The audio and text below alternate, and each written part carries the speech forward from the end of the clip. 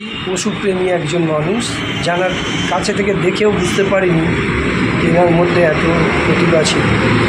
আজকের আমি খুব ধন্য হলাম যে এই কোম্পানিতে এসে দাদা এখানে সিকিউরিটি হলেও আমাকে এত সুন্দরভাবে কি বলবো বন্ধুর মতো ব্যবহার করলেন, আমি চিরকাল মনে রাখবো। এবং এত পশুপ্রেমী, এত কুকুরকে নিয়ে উনি কি বলবো, আর কুকুরকে নিয়ে এত সেবা করেন, ভাবা যায় না যে এনার তো স্ট্রিট ডগগুলোকে কীভাবে বাঁচান এবং সেবা করেন। হ্যাঁ, আমার জীবনে ভালো লাগে। বলুন। ভালো পোস্টে যেটা এয়ারলাইন্সে চাকরি ছিল, সিনা কমার্শিয়ালে কাজ করতাম। 2019 সালে কোম্পানি হারাই। তারপরে জীবনে লড়াই করতে আছি, করতে করতে এক ধরনের অনুভূতি করলাম কি জীবনটা কি বলে ফিল করলাম। করার পরে দেখছি নিজেকে কি ওদের মধ্যে একটা আনন্দ পেয়েছি।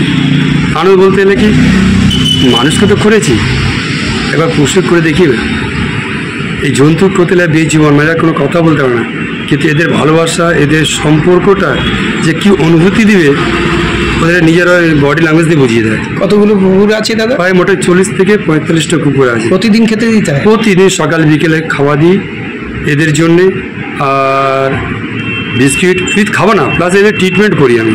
আচ্ছা, 40টা কুকুরের ট্রিটমেন্টের লাইজেশন করেছি আমি। এক একটা বলা ঠিক না, আমি যেটা করি সেটা বলি না কাউকে, কিন্তু দাদা যেহেতু তাপস আমাকে রিকোয়েস্ট করে বলেছে তাই আমি বলি কিছু করলে কিন্তু বলতে নেই, কেন কি আমি যে করছি সেটা উপরওয়ালা দেখছি, উপরওয়ালা বিচার করি, ওরা চলবে। তো এদের যে করতে গিয়ে আমি যখন করলাম এক একটা কুকুর পিছিয়ে প্রায় নাহলে 2000 থেকে 2200 টাকা লাইজেশন লেগেছে, এক সপ্তাহ করে রাখে ওরা। তো কেন করলাম কি যেহেতু এরা পপুলেশন বেড়ে গেলে কোথাও অ্যাক্সিডেন্ট বাচ্চা দিচ্ছে, কোথাও মারা যায়, সেটা দুঃখে ফিল লাগে। তাতে পপুলেশন যাও না বলুন, এদেরকে ভালোবাসি, এই পর্যন্ত এদেরকে রেখেই এদের ট্রিটমেন্ট করি, খাওয়া দাওয়া ট্রিটমেন্ট প্লাস ছেলের মতো এদেরকে আমি ভালোবাসি। আমি কোনোদিন ইউটিউব বা ভিডিও বা কোনো ফেসবুকে ছাড়ি না, কেন ছাড়লে লোক অন্য ধরনের ফিল করে, কিন্তু আমি ওদেরকে না ছেড়েই আমার ডিউটিটা করে যাই। আর বিশেষ করে যদি মনে হয় কি এদেরকে যদি আপনি একবার কাছে যে দেখবেন একটা বিস্কুট দিলেও কিন্তু আপনার কাছে আসবে, ফিল করবে, আর আপনার সঙ্গে ভালোবাসা দেখবেন কি একটা সন্তানের মতো এরা ছুটে ছুটে আসে। এরা পাড়া প্রতিবেশী বাড়ি যে থাকে ওই এলাকায় জানবেন কি এরা কী কষ্ট, এদের জল বৃষ্টি রোদ্দুর সবই করে, কিন্তু এরা আপনাদের এলাকায় পাড়ায় এরা কী করে আপনার সারা রাত কষ্ট করে এরা ডিউটি করে। যে ডিউটিটা কি নিরাপত্তা ডিউটি, একটা গার্ডকে রাখতে গেলে, একটা চৌকিদার রাখতে তাদের পয়সা দিতে হয়, এরা শুধু দুটো মুঠো খাবার চায়, দুটো মতো ভালোবাসা হয়। আশা করি এই গরমের সময় ওদেরকে নাহলে একটু জল রেখে দেবেন, আপনি কিছু করেন না, একটা বিস্কিট দেন না, একটা জলের কোটো মাটি কোটো রেখে দেন, একবার এদের কাছে যেয়ে দেখেন কালকের থেকে এদের একবার খালে আপনাদের কাছে চলে যাবে। এরা কামড়ায় না, এরা নিজে বাচ্চার জন্য কিন্তু এটা করে।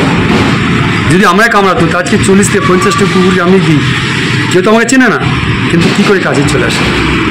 আমি মনে করি এই পশু ভালোবাসা, পশু একবার কাছে যেয়ে করেন, দেখেন উপরওয়ালা কিন্তু আপনাকে কী ধরনের, আপনাকে কোন দিক থেকে কী হেল্প করবে আপনি বুঝতে পারবেন না।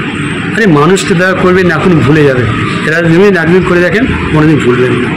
যেহেতু তাপসদার সঙ্গে কিছুক্ষণের মধ্যে প্রথম উনির সঙ্গে আমার একটা অনুরোধ হয়েছে, আমি যেখানে কাজ করি, কিন্তু কথা বলতে হলে মানুষের যে ফিলিংসটা, মানুষের ব্যাপারটা মনে হয় কি না সত্যি এই কথা বলতে হলে অনেক ধরনের কথা হয়ে গেছে।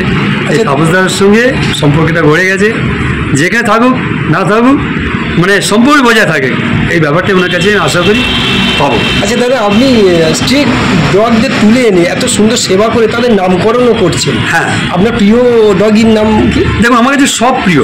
আচ্ছা, কাউকে কিন্তু একা বলে না।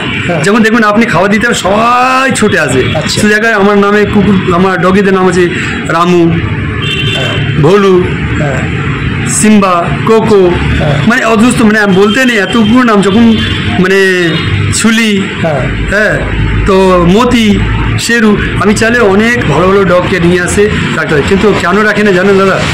এদেরকে মানুষ শখে ভালোবাসে রাখে, কিন্তু স্ট্রিট ডগ যে একবার খেয়ে দেখেন এ রাস্তায় পড়ে থাকে। তা আমি এদেরকে নিয়ে চিন্তা করলাম কি যদি ভালো ভালো ডগ আমার কাছে সব সমান, কিন্তু ভালোটাকে সবাই যদি করে এদেরকে একটু করে দেখি না। এর জন্য এই স্ট্রিট ডগকে নিয়ে আমি কিন্তু চিন্তা করেছি।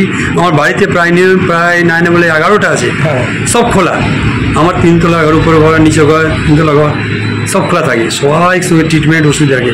তারপর রাস্তার পথে অন্তত যত এলাকার মধ্যে আমি দমদম এয়ারপোর্ট 1 নম্বর গেটে থাকি, কাউকে যে বলে কে রাকেশদা বলতে গেলে বড় কিছু না, রাকেশদা বলতে গেলে কি ওরা চিনবে কি এই ডগ লাভার, স্ট্রিট ডগ, যেহেতু ওই ভালোবাসা দিয়ে মানুষের কাছে ভালোবাসে। আমার দেখতে দেখতে অনেক লোক এগিয়ে আসছে, তারাও জমতে ভালোবাসে।